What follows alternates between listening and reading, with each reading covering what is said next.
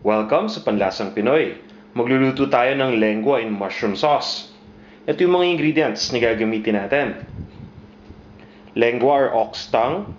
Napakuluan na natin to hanggang sa lumambot at na-slice na rin natin. White mushroom, sliced. Condensed cream of mushroom. Butter. Onion. Garlic. Salt and ground black pepper. Gagamit din tayo dito ng konting water.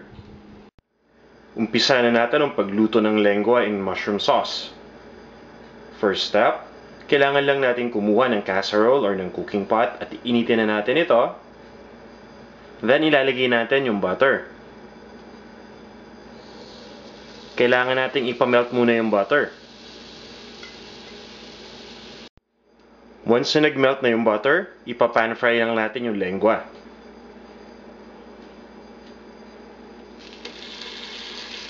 Gaya ng sabi ko kanina, itong lengua, napalambot na to.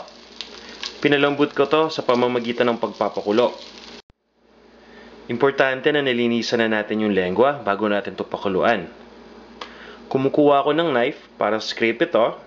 Then, nagrarab ako ng salt and ng vinegar dito. After that, hinuhugasan ko yung lengua para masigurado na malinis ito bago ko pakuluan.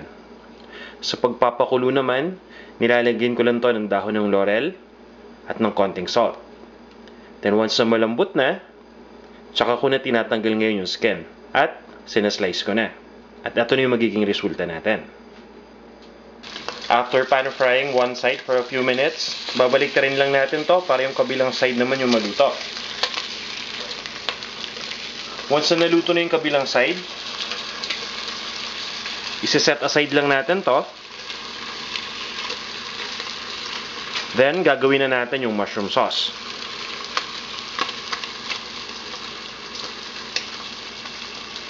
Using the same cooking pot with the remaining butter, igigisa lang natin dito yung bawang.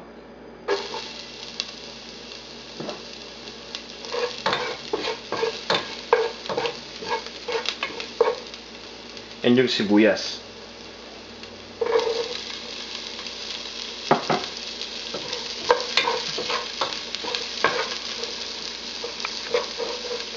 Once na malambot na yung sibuyas, ihahalo na natin dito yung sliced white mushrooms.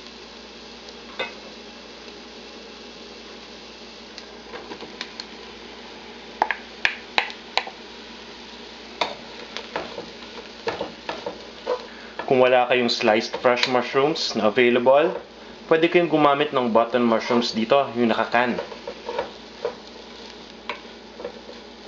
Lulutuin lang natin to for a few minutes. Next, ilalagay natin yung salt and yung ground black pepper.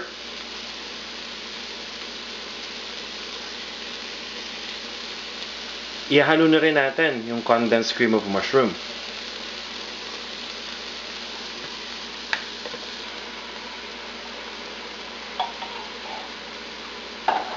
Maglalagay lang tayo ng konting water at stir natin to.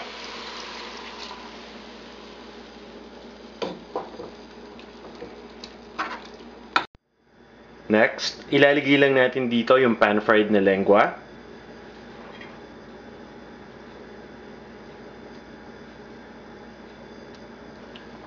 Then, stir lang natin ito. Siguraduhin natin na na-coat na ng mushroom sauce lahat ng lengua na nandito. Simmer lang natin to for a few minutes hanggang sa mag-thicken uli yung sauce. Then, ililipat lang natin to sa serving plate at pwede na nating iserve.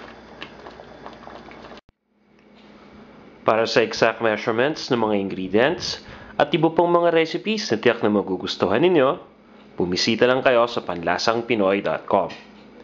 Ito na ang ating lengua in mushroom sauce.